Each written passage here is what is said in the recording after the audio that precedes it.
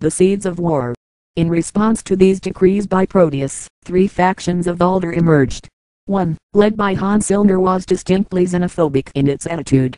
Another, led by Honsilner's brother, Hontalneth, was also xenophobic, but had great respect for the gods in general and Proteus in particular, and so resolved to support and respect Proteus' decision. A third was led by Decalb, who was known for his loyalty and humble manner before the gods.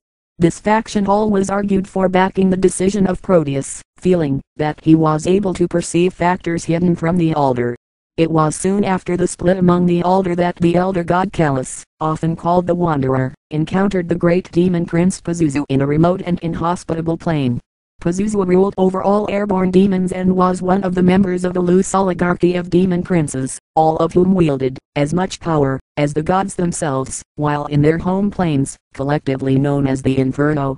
Air, when he created them, limited the demon prince's ability to travel between planes to prevent them from raging across the multiverse in a conquering orgy of blood and fire. Pazuzu, with honey-coated words, implied to Calus that he would welcome and support any attempt to overthrow the current dominion that Proteus and the rest of the elder gods held over creation. Calus, one of Laurelian's favorites, knew that Laurelian coveted the power that Proteus possessed and felt that Camus' prophecy predicted a successful coup on her part. On his return from the Inferno, Calus informed Laurelian of the horrific yet boundless power of the demons that dwelt there. He saw an opportunity to harness the power of these new beings in an effort to throw off the tyrannical shackles of Proteus and his allies. Laurelian agreed, and they approached the third member of their eventual triumvirate, Agathis. Agathis, who had not yet mastered elemental control, but was close, agreed to support their rebellion, but felt that more support was needed before they could muster the necessary forces to succeed. The three elder gods agreed to wait a few hundred years, while they marshaled what forces they could. Soon thereafter, Laurelian discovered the crystal realms, inhabited by the Xhra. A race of crystalline beings, they were highly organized and very disciplined. Though weak individually, they possessed the relatively unique power to merge into vast and intricate composite beings. Through the control of wave resonance, these unique creatures were able to manipulate and harness the powers of sound and light.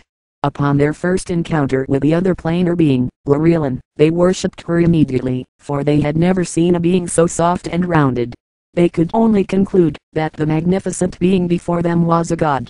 Laurelian, as all gods, had the ability to communicate with any intelligent or semi-intelligent being and was able to convince these diamond-edged people that a grave threat to the multiverse was approaching.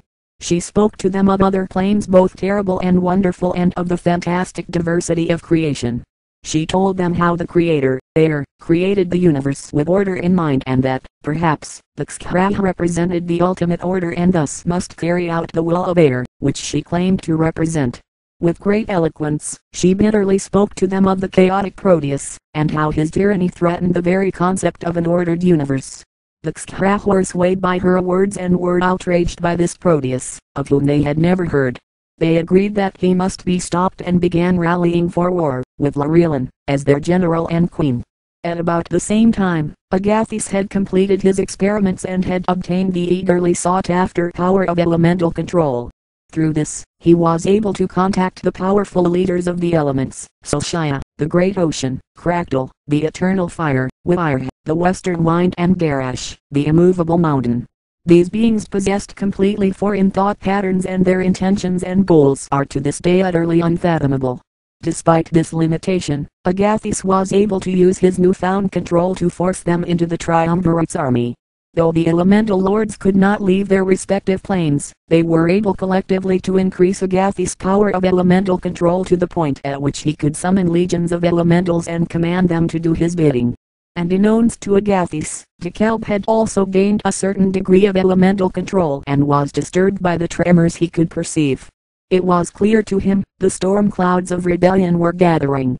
Approaching Daedalus, he cautiously told him what he knew and promised that the Alder would always be known as true loyalists of the established order. Daedalus immediately opened contact with the other elder gods and informed them of Laurelian, Calus, and Agathis' approaching treachery. Some of the gods, including Shaitan, Twilight, and Scarlatti, did not care to involve themselves in a war, considering themselves above such petty conflict or, in the cases of Shaitan and Twilight, were unwilling to exert themselves for the sake of gods who had often excluded them. Others, notably the warrior gods Aegis, Matsuhama and Thoth, were eager for the opportunities that a conflict of such epic proportions would inevitably bring.